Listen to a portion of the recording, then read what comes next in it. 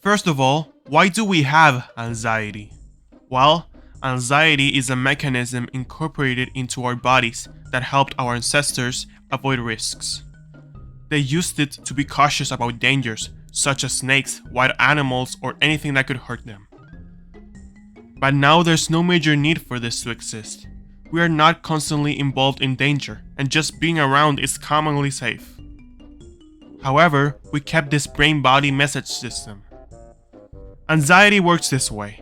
It identifies something as a danger, so when you approach that danger, your head starts an alarm and starts saying danger, danger. This happens in the amygdala, which is the part of the brain that works on keeping you safe and avoid risks. So, whenever you encounter a situation that makes you feel in danger, the amygdala remembers that and triggers the anxiety, and so it makes you avoid it by being in a safe zone away from the danger. The thing is that if things are working well, the amygdala sets off the alarm when there's a real danger. But sometimes the amygdala makes mistakes. Sometimes it sets an alarm based on partial information or incorrect information. For example, you may be talking to someone on chat and they suddenly take a while to respond. A false alarm will be that you immediately assume that you are a bore, that they don't like you, and that they are sick of you. However, this alarm is set off using only an assumption and a possibility of the case. The other person might be busy, or maybe they just don't want to use their phone at the moment. This brings us to our first step to overcoming anxiety. Look at the evidence. Anxiety can come from assumptions, false information, or partial information. This happens because the brain doesn't like uncertainty. And when something is uncertain, it tries to fill in the gaps with the information it has. This makes us tend to believe something we actually don't know if it's real, and with anxiety, that often leads to the worst possible scenario. So, what we can do here is look at what we actually know, based on concrete evidence, and tolerate the uncertainty we have towards the things we don't know. We can see this in the previous example, seeing as though there's no evidence that they don't like you. The second important thing to know is how anxiety tries to trick you. Anxiety has a bunch of tricks up its sleeve, so if we identify these tricks, we can't be tricked by them. One of its tricks is to exaggerate likelihood, by making it seem that the odds of the worst is more likely. Another one is catastrophic disaster, by making you think that this is the worst thing that's ever going to happen. And another trick is to make you think that you are not capable of handling the situation, and you don't even have to try. But these are just false dangers that try to scare you. Anxiety also loves to debate. You might confront it, but it will still try to debate. It might ask you, "Are you sure?" And that's how anxiety tends to win, because we're not sure that the bad thing is not going to happen or is true. But here's the key to beat it. We're actually never sure of the future. So, in the next step, what we have to reply is, "No, I'm not sure," but that's okay.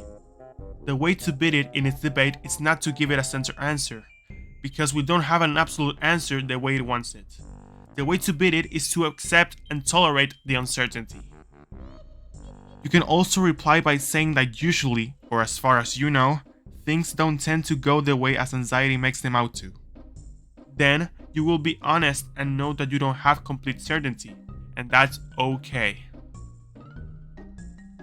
A good strategy is to reply to anxiety when it appears. But it's important to not reply to the content of the worry, but to the worry itself. You can treat it like a little monster that's just trying to bother you. So you can reply to it by saying things like, "I wonder when you would show up," or "Here you come again, I'm tired of your tricks, you know?" This way, you can see anxiety as something separated from you. It is not part of your identity and who you are. You are not the anxiety. So, in order to continue confronting it, you have to ignore it, in a way. Ignoring is pretty hard, so a way to do this is to acknowledge that the little anxiety monster is there.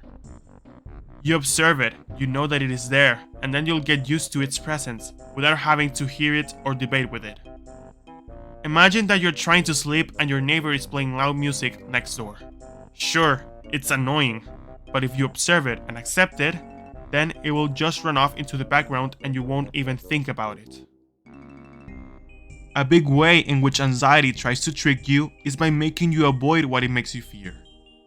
That makes you adopt safety behaviors, where you have to make sure you are safe by living or doing something. Like mentioned, this helped ancestors survive, but sometimes the amygdala detects things as a danger when they are really not. This makes you follow a loop of danger, fear, safety, and relief, and then back to the danger and all over again. But you can break free from that loop. You have to identify the safety behavior, and then break free of that by not doing it. You will feel anxious, but then you'll notice that everything is okay. For example, imagine that you're going out to play football with your friends. You really want to play football, but suddenly you get the thought that you might trip by playing and everyone will laugh at you. So, anxiety tells you to just not play football, to avoid that scenario. That's just the manifestation of a safety behavior. The key to beat this worry is to use all the strategies we have seen so far. By looking at the evidence, tolerate uncertainty, and not debate with worry. But then we have to play football anyway, because that's what we want to do, and worry is trying to make us lose the fun of playing with our friends. It might be really hard to play at first. You will still have the fear of the accident happening, but then you'll notice that everything is going to be alright and you'll just have fun playing with your friends. Sometimes worry has to do just with thoughts too. They can come in the way of intrusive thoughts. These thoughts are ones that pop into our heads which we don't like. So we might do different things to make us feel safe. Here come the safety behaviors again. There can be thoughts such as ones making us think that we're things that we are really not. So we tend to fight against those thoughts by telling ourselves the opposite or by reassuring ourselves with someone else. But the key to beat these thoughts is to once again acknowledge that they're there but not listen to them and just move on with your day. These thoughts say nothing about you or who you are. This way, without listening to them, these thoughts will lose their power and will start appearing less and less. Finally, you'll notice that when you apply these strategies, you will still feel scared. But that means that they're working. And eventually, that fear will fade. Worries can still keep popping out one after the other, but you can defeat all of them with everything we have learned, one by one. It's going to be a hard journey, where you'll have to endure uncertainty and fear, but then you will be okay and you'll be one step forward to beating worry. You can do it!